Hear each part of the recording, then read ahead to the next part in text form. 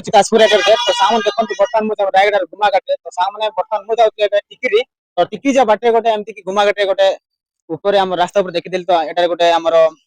ମା ତାରିଣୀ ଠାକୁରାଣୀ ଭଗବାନ ଯେମିତି ଏବେ ଭାଇ ସେଠି ଅଛନ୍ତି ପୂଜାରୀ ଭାଇ ତ ପଚାରିବା ଟିକେ ଏଇଟା ଲୋକେସନ ହଉଛି ଆମର ଗୁମାଘାଟରେ ଯୋଉ ରାସ୍ତା ଟର୍ନ ପାଖରେ ଦେଖିପାରୁଥିବେ ଟର୍ନ ଜାଗା ମଧ୍ୟ କେମିତି ଅଛି ଦେଖିପାରୁଥିବେ ଇଆଡେ ଯାଇହବ ଟିକିରି କୋରାପୁଟ ଦେଖନ୍ତୁ ଇଆଡେ ଯାଇହବ ଆମର ଆମର ରାୟଗଡା ତ ବର୍ତ୍ତମାନ ମୁଁ ଯାଉଥିଲି ତ ଏବଂ ଦେଖିଥିଲି ଟିକେ ମା ଠାକୁରାଣୀଙ୍କୁ ଟିକେ ଦର୍ଶନ କରିବା ଏବଂ ଯିବା କେମିତିକାର ଜାଗାରେ ମା ଠାକୁରାଣୀ ତ ଯୋଉ ଜାଗାରେ ବିରାଜମାନ କରନ୍ତି ସେଇଟା ଭଲ ଜାଗା ହିଁ ଏବଂ ଜାଗା ଦେଖି ବିରାଜମାନ କରନ୍ତି ତ ଯିବା ଭାଇ ଟିକେ ପଚାରିବା କେମିତି ଅଛି ଆଉ ଦେଖନ୍ତୁ ଲୋକେସନ ଏଇଟା ଦେଖିପାରୁଥିବେ ଆପଣ ମାନେ ତ ଯଦି ଆପଣ ମାନେ ଯାଉଥିବେ ଆମର ରାୟଗଡା ଟିକିରି ବା ଟିକିରି ଟୁ ରାୟଗଡା ବା କୋରାପୁଟ ଯାଉଥିବେ ତ ଆପଣ ମାନେ ଏଇ ବାଙ୍କରେ ଦେଖିବେ ବା ଏଇ ଟର୍ନ ଜାଗା ଦେଖିବେ ଯେମିତିକି ମା ଠାକୁରାଣୀଙ୍କୁ ଟିକେ ଦର୍ଶନ କରିବେ ଏବଂ ଯିବେ ତ ବର୍ତ୍ତମାନ ମୁଁ ଟିକେ ଦର୍ଶନ କରିବି ଏବଂ ଯିବି ଭାଇକୁ ଟିକେ ପଚାରିବା ଦେଖିପାରୁଥିବେ ଏଇଠି ଅଛି ଆମର ମା ତାରିଣୀ ରାଣୀ ଦେଖନ୍ତୁ କେତେ ବଢିଆ ଜାଗାରେ କେତେ ଇଏ ଅଛି ତ ଭାଇ ମାନେ ଯୋଉ ଭାଇ ମାନେ ଯଦି ଇଆଡେ ଯାଉଛନ୍ତି ଆସନ୍ତୁ ଏବଂ ଦର୍ଶନ କରନ୍ତୁ ଟିକେ ଏବଂ ଭାଇ ପ୍ରତି କିଛି ଆଉ ପ୍ରଶାସନ ମଧ୍ୟ ଟିକେ ଦେଖନ୍ତୁ ଯେମିତି କି ଏଟାରେ ଗୋଟେ ଭଲ ଜାଗାରେ ଭଲ ଲୋକେସନ ଜାଗାରେ ମାନେ ମାନେ ଗୋଟେ ସୁନସାନ ଜାଗାରେ ଗୋଟେ ଭଗବାନ ଆସିଛନ୍ତି ସମସ୍ତଙ୍କ ପାଇଁ କିଛି ସୁରକ୍ଷା ଦେବା ପାଇଁ ସମସ୍ତଙ୍କୁ ଟିକେ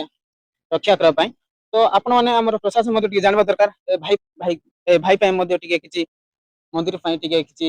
ଇଏ କଥା ଆଉ ଯୋଉ ଖାସ୍ କରି ଯାଉଥିବ ଭାଇ ମାନେ ଭାଇଙ୍କୁ ଟିକେ ସାହାଯ୍ୟ କରନ୍ତୁ ଯିବା ଠିକ ଭାଇ ଟିକେ ପଚରା ତ ଦେଖିବା ତ ସାମने ଇଆଡେ ଅଛି ଦେଖନ୍ତୁ ଇଆଡେ ଭାଇ ଅଛନ୍ତି ପୁରା ଇଆଡେ ଘର କରଛନ୍ତି ସେ ଭାଇ ସେଟା ପଚାରିବ ଟିକେ ହଁ ଦେଖନ୍ତୁ ସାଙ୍ଗମାନେ ଏ ହଉଛି ଆମ ଭାଇନା ଯିଏକି ମନ୍ଦିର ପୂଜାରୀ ଭାଇନା ଆମର ଭାଇନା ଟିକେ ପଚାର କୋଉଠୁ ଆସିଛନ୍ତି କେତେ ମାସ ହେଲାଣି ସେବା କରୁଛନ୍ତି ମା ଠାକୁରାଣୀକୁ ଟିକେ ଆଉ ଭାଇନା ଭଲ ଅଛି ପରା ହଁ ମୁଁ ଭଲ ଅଛି ଭାଇ। ଆଉ ଭାଇନା ଘର କୋଉଠି ମୋର ଘର ଭାଇ ମୋର ଘର ହେଲା କାଳିଆକୁଣା। ଆଉ ସାଙ୍ଗମାନେ ଶୁଣିଥିବେ ଭାଇନା କହୁଛନ୍ତି ଆମର ଟିକିରି ପରା ଭାଇନା ହଁ ଟିକିରି ହଁ କାଲିଆ କଣା ଆମ ଲାଇନ ର ହିଁ ତ ଭାଇନା ଏଟା କେତେ ମାସ ହେଲାଣି ଏଇଟା ମା ମତେ ସ୍ୱପ୍ନରେ ଆଣିକି ହେଇଗଲା ଏଇଟା 5 ମାସ ହେଇଗଲା ଆଉ ମୁଁ ସେବା କରିକି ଏଠି ରହିବାଟା 2 ମାସ ଚାଲିଛି। ଘର ଲୋକ ସମସ୍ତେ ଭଲ ଅଛନ୍ତି ହଁ ସମସ୍ତେ ଭଲ ଭାଇ ମୁଁ ଏଠି ତ ଘରେ ବହୁତ ଦିନ ପରେ ଭାଇନା ହଁ ଖାଇକି ଯାଇଥିଲି। ମାନେ କେମିତି ଏଠି ରହୁଛ ନା କେମିତି ହଁ ଏଠି ରହୁଛି ଭାଇ ଏଠି ରହିବାଟା ବି ଟିକେ ଅସୁବିଧା ଅଛି କାହିଁକି ବୋଲେ କି ଏଠି ଫରେଷ୍ଟ ଡିପାର୍ଟମେଣ୍ଟ ବି ବହୁତ ଏମିତି ମାନେ କମ୍ପ୍ଲେନ ଆସୁଛି ଯେ ଏଠି ଦିଟା ମାନେ କୁଡ଼ିଆ ବନା ନାହିଁ ଏମିତି ଜାଗା ବୋଲି କହୁଛନ୍ତି ହଁ ହଁ ତ ଆମେ ଯଦି କିଛି ତାଙ୍କର ଜିନିଷ ବି କିଛି ନଷ୍ଟ କରୁନୁ ବାକି ସେମିତି ଅଭିଯୋଗ ଯାକ ଆସୁଛି ତ ତେଣୁକରି ଆମକୁ ଟିକେ ରହିବା ପାଇଁ ଅସୁବିଧା ଅଛି ଏବେ ଟିକେ ମାନେ ଗଛ କାଟିବା ପାଇଁ କଣ ମନା କରୁଛନ୍ତି ନା କେମିତି ନାଇଁ ଆମେ ତ ଗଛ ତ କିଛି କଟାକଟି କରୁନୁ କା ମାନେ ବାକି ରହିବା ହଁ ପାଇଁ ହଁ ମନା କରୁଛୁ କୁଡିଆ ବନେଇବା ପାଇଁ ମନା ହଁ କରୁଛନ୍ତି ନାଇଁ କି ପୂଜା କର ତମେ ଘରେ ଯାଇକି ଶୁଅ ବୋଲେ ଆମର ମାନୁନାହାନ୍ତି ହଁ ତମେ ଏଠି ରହିବାକୁ ପଡିବ ମତେ କାଳେ କିଏ ଆସି କେମିତି କଣ କରିବେ କଣ ନାହିଁ ତାଙ୍କେ କହୁଛନ୍ତି ମୁଁ ଓହୋ ଏତେ ଦୂର ତୋତେ ମାନେ ତମକୁ ମୁଁ ଏତେ ଦୂର ଆଣିଛି ମାନେ ତମକୁ ଏ ଜାଗାରେ ରହିବାକୁ ପଡିବ ସେମିତି କହୁଛନ୍ତି ତାଙ୍କେ ଦେଖିଲେ ସାଙ୍ଗମାନେ ଭାଇ ମାନେ ରହୁଛନ୍ତି ଯେମିତି କି କେତେ ଜଣ ଅଛନ୍ତି 2 ଜଣ ରହୁଛ ଏଇଠି ଆମେ 3 ଜଣ ରହୁଛୁ ଟୋଟାଲି 3 ଜଣ ଆମର ପୂଜାରୀ ଭାଇ କହୁଛନ୍ତି 3 ଜଣ ରହୁଛନ୍ତି ତାଙ୍କେ ଦେଖ ଆମ କାଲିଆ କଣ ଟିକିରିରୁ ଆସୁଛନ୍ତି କେତେ ଦୂରରୁ ରହୁଛନ୍ତି ମାନେ ଡେଲି ରହୁଛନ୍ତି ନା ଚାଷ କରୁଛନ୍ତି ନାଇଁ ଟିକେ ଡେଲି କାମ ରହୁଛି ଡେଲି ରହୁଛନ୍ତି ଭାଇନା ଆଉ ତାଙ୍କୁ ପୁଣି ଘର ମଧ୍ୟ ଏଠି କୁଡିଆ ମଧ୍ୟ ବନେଇବା ପାଇଁ ମନା କରୁଛନ୍ତି ଫରେଷ୍ଟ ଡିପାର୍ଟମେଣ୍ଟ ମାନେ ତ ଭାଇ ଯଦି ଏଠି କୁଡିଆ ନ ବନେଇଲେ ମା ଠାକୁରାଣୀଙ୍କୁ କେମିତି ପୂଜା କରିବେ କେମିତି ଆଉ ରହିବେ ମନ୍ଦିର ପାଇଁ ବି ବଡ ଜାଗା ଦବୁ ନାହିଁ ମାନେ ଛୋଟିଆ ଜାଗାରେ ବନେଇବାକୁ ହବ ଖାଲି ମା ପାଇଁ ବୋଲି କହୁଛନ୍ତି ତ ମା ପାଇଁ ବନେଇଲେ ସେବକ ରହିବା ପାଇଁ ତ ନିହାତି ଘର ଗୋଟେ ହଁ ଦରକାର ନା ହଁ ଯାହାହେଲେ ହଁ ବି ସେଟା ଆମେ ଅଧିକ କିଛି ମାଗୁନୁ ନା ଆମେ ଏଇଟା ଜାଗାଟା ଉଠେଇକି ନବୁ ନା କଣ ଏମିତି କିଛି କହୁନୁ ବାକି ଯେତିକି ମାଙ୍କର ଇଏ ଅଛି ନାଇଁ କି ଆମେ ଯେତିକି କରୁଛୁ ସେତିକି ଅଧିକ ଆମକୁ ଦରକାର ନାହିଁ ହଁ ସେତିକି କହିବାଟା ତ ଭାଇ କହୁଛନ୍ତି କି ଯେ ମନ୍ଦିର ବାନ୍ଧିବା ପାଇଁ ଜାଗା ଦେବୁ କିନ୍ତୁ ଯେ ବଡ କିନା ଦେବୁ ବେଶୀ ଜାଗାରେ ଦେବୁନି କେବଳ ମା ଠାକୁରାଣୀ ପାଇଁ ହିଁ ଆମର ମନ୍ଦିର ଜାଗା ଦେବୁ କିନ୍ତୁ ହେଲେ ମନ୍ଦିର ହବ ଭାଇ ମଧ୍ୟ ରହିବା ପାଇଁ ଟିକେ ଜାଗା ବି ଦରକାର ନା କିଛି ରେଷ୍ଟ ନେବା ପାଇଁ ଭାଇ ସେବା କରିବା ପାଇଁ ସେ ତ ଆମର କାଲିଆ ଆସିବାକୁ ଦୂର ହବ ଯାହା ଆଶା ହଉଥିବେ କି ତା ପାଇଁ କେତେ କଷ୍ଟ ମା ଠାକୁରାଣୀ ଆଣିଛନ୍ତି ବୋଲି ସେ ଆସିଛି କଣ ତାଙ୍କ ଇଚ୍ଛାରେ ସେ ଆଇବେ କି ତ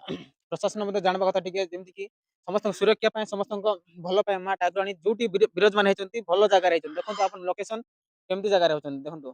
ଇଆଡେ ମଧ୍ୟ ଟର୍ନ ଇଆଡେ କିଏ ଏଠାରେ କିଏ ମଧ୍ୟ ରାତିରେ ନଥିବେ କିନ୍ତୁ ଏଠି ମା ଠାକୁରାଣୀ ଆସିଲା ଦିନ ଠାରୁ ଗରମ ଲାଗୁଛି ମାନେ ଭଲ ଲାଗୁଛି ନା ଭାଇନା ହଁ ଭଲ ଲାଗୁଛି ଆଉ ପ୍ରତ୍ୟେକ ଗାଡି ଯେତିକି ଆମର ହଁ କୋଉ ଗାଡି ଲାଇଟ୍ ଫାଇଟ୍ ନାହିଁ ସେ ଭାଇ ମାନେ ବି ଏଠି ଆସିକି ଖାଇକି ପିଇକି ଶୋଇକି ବାସ୍ ହଁ ଯାଉଛନ୍ତି ଆଉ ଯାହାର ଗାଡି ଫାଡି ଖରାପ ହଉଛି ତାଙ୍କେ ସାଇଡ ରେ ଲଗେଇ ଦଉଛନ୍ତି ତାପରେ ସମସ୍ତେ ମିଳିମିଶିକି ରହୁଛନ୍ତି ହଁ ତାଙ୍କେ ବି ହଁ ଏତିକି ବି ସୁବିଧା ଅଛି ଆହୁରି କାହିଁକି ମାନେ ଆମକୁ ଫରେଷ୍ଟ ଡିପାର୍ଟମେଣ୍ଟ ରୁ କିଛି ମାନେ ଅଭିଯୋଗ ନ ଆସୁ ଆମେ ସେଇଟା ଚାହୁଁଛୁ ବାସ୍ ହଁ ଦେଖନ୍ତୁ ଭାଇ ଗୋଟେ ରାତି ଅଧରେ ମାନେ କାଳେ ଏକଲା ବି ଯାଉଥିବ କେତେବେଳେ ହଇରାଣ ବି ହେଇପାରନ୍ତି ନା ଗୋଟେ ଅଧରାତି ଅଧ ବି ରାତିରେ କିଏ ବି ଭାଇ। ହଁ କିଏ ବି ଆସିକି ଏଠି ରହିବୁ ବୋଲିକି କହିଲେ ଆମେ ଖାଇବା ପିଇବାର ବି ବାସ୍ ସବୁ ଅଛି। ମାଙ୍କ ଦୟାରେ ବ୍ୟବସ୍ଥା ଆମେ ହଁ କାହାକୁ ଅଭାବ କରିବୁ ନାହିଁ ଏଠି। କରିବେ ନାହିଁ।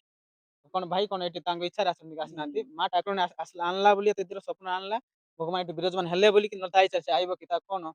ଏଠି କଣ ଗାଁରେ ଛାଡିକି ଏତେ ଦୂର ଆଇବ କି? ନା ମୋର ଘର ଦ୍ୱାର ହଁ ନାହିଁ ବୋଲିକି ନାଇଁ ମୁଁ ଭଳିଆ କଣ ଆସିଛି ହଁ ନା ମୋର ମତେ ଖାଇବାକୁ ମିଳୁନାହିଁ ବୋଲିକି ଆସିଛି। ମତେ ଇନଷ୍ଟାରେ ବି ବହୁତ ଜଣ କମେଣ୍ଟ କରୁଛନ୍ତି ମତେ ପଇସା ଆଶାରେ ପଇସା ଲୋଭରେ ଆଉ ଫରେଷ୍ଟ ଡିପାର୍ଟମେଣ୍ଟରୁ ବି ମତେ ଅଭିଯୋଗ ଆସିଛି ଯେ ତମେ ପଇସା ଆଶାରେ କେତେ ପଇସା ଇନକମ୍ କରୁଛ। ମତେ ରାୟଗଡ଼ାର ଜଣେ ଫରେଷ୍ଟର ସାର୍ ବି ପଚାରିଛନ୍ତି ହଁ କେତେ ପଇସା ଇନକମ୍ କରୁଛୁ ଦିନକୁ କେତେ ଏମିତି ବି କହିଛନ୍ତି। ତ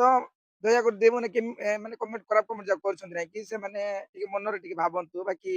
ମୁଁ ସେମିତି ପଇସା ଲୋଭ କି ଆଶା କରିଥିଲେ ମୁଁ କେତେ କଣ କରିଥାନ୍ତି ବାସ୍ କେତେ ହଁ ଜିନିଷ ନଷ୍ଟ କରିଥାନ୍ତି ଏ ଜଙ୍ଗଲରେ। ଭାଇ ଯିଏ ଯାହା ବି ହଁ କହନ୍ତୁ ନିଜ ମା ଆଣି ଆସିଛନ୍ତି। ମା ଠାକୁରାଣୀ ସାହା ବର୍ଷା ଅଛି। ଆଗକୁ ବଢି ଚାଲ ଏମିତି ହିଁ ରୁହ। କିଏ ଯାହା କହିଲେ କୁହନ୍ତୁ କିଛି ହେବାର ନାହିଁ ହେଲା। ଆଉ ଭାଇ ମାନେ ଯେମିତି କହିଲ ଭାଇ ଯୋଉ ପ୍ରୋବ୍ଲେମ ସମସ୍ତେ ମନା କରୁଛନ୍ତି ପଇସା ଆଶାରେ ଆସନ୍ତି। ଭାଇ କଣ କଣ କାମ କରିପାରିବ ନା ନା ଭାଇ ଇନଷ୍ଟା ଆଇଡି ଦେଖିଥିବ ଭାଇ କଣ ଟ୍ରାକ୍ଟର ବି ଚଲାଉଛି ହଁ ଭାଇ ମୁଁ ସବୁ ଟ୍ରାକ୍ଟର କିଛି ମୁଁ ଡ୍ରାଇଭର। ଦେଖିଛି ହେଲା। ଭାଇ କଣ ତାଙ୍କର କାମ ନା ହାତ ନାହିଁ ନା ଗୋଡ ନାହିଁ କଣ ନାହିଁ ଭାଇର କଣ କିଛି ପ୍ରୋବ୍ଲେମ ନାହିଁ ଘର ନାହିଁ ଦ୍ୱାର ନାହିଁ। ସେ ଆସିଛନ୍ତି ମା ଠାକୁର ଆଣିଲା ବୋଲିକି ଏଠାରେ ଆସିଛନ୍ତି ଏବଂ ପୂଜା ପାଠ କରୁଛନ୍ତି ସେବା କରୁଛନ୍ତି। ଆଉ ସାଙ୍ଗମାନେ ଦେଖିଲ ତ ଆଉ ଦେଖନ୍ତୁ ଯଦି ବି ଆସିବେ ଭାଇକୁ